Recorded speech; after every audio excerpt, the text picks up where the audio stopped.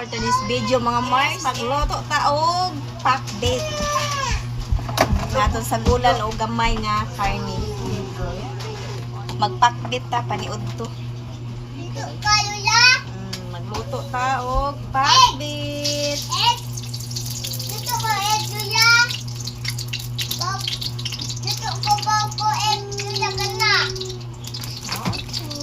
Magpakbit ta sa lami kay ikaw pakbit. Atong gilonod ang ahos.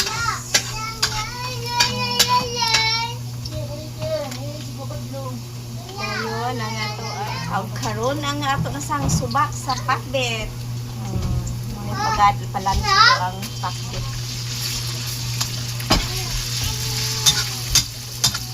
Lami on ta nigluto para makulo. Dito ay mo ni ganan sa mga anak ng pakbit.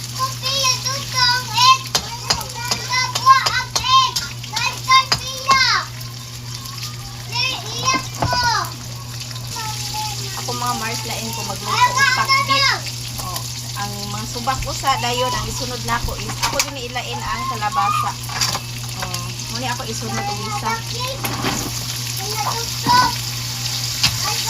Lain mo tag style sa pagluto god pero ako muna ang ganahan para bitaw luto yung kayo ang kalabasa.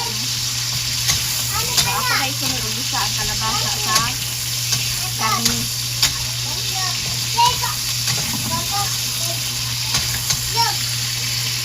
Kung medyo naluto na ang amurag ko na siya ang kaning kalabasa, imo na ibutang ang uban sa gul.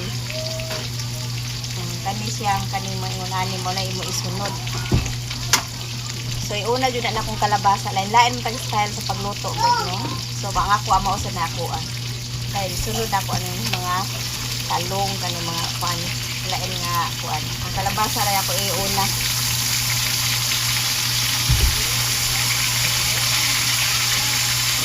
Kaya mao mo kunay paskuan gud nga ug imo udungan bitaw ang tanan ang kalabasa gahit pa. So mo lang unahon gid ako ang kalabasa para ang kuan uban nga likado makuan siya. Kaya ganahan ko ka ng kalabasa bitaw nga humok man siya kaya mga bata ganahan magmukaon ka ng mga humok na nga kuan. So mo na akong una ang kalabasa usap pang uban nga gulay. So, ingana akong style sa pagluto sa pakbit. Gaya rin, humanin mo og mix sa kuan, o sa mo butangan og ako unahon ako ang seasoning para mutuhot gid ang iyang lasa.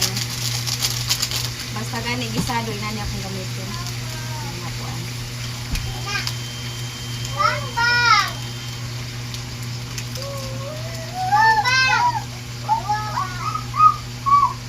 Ingana ko magluto.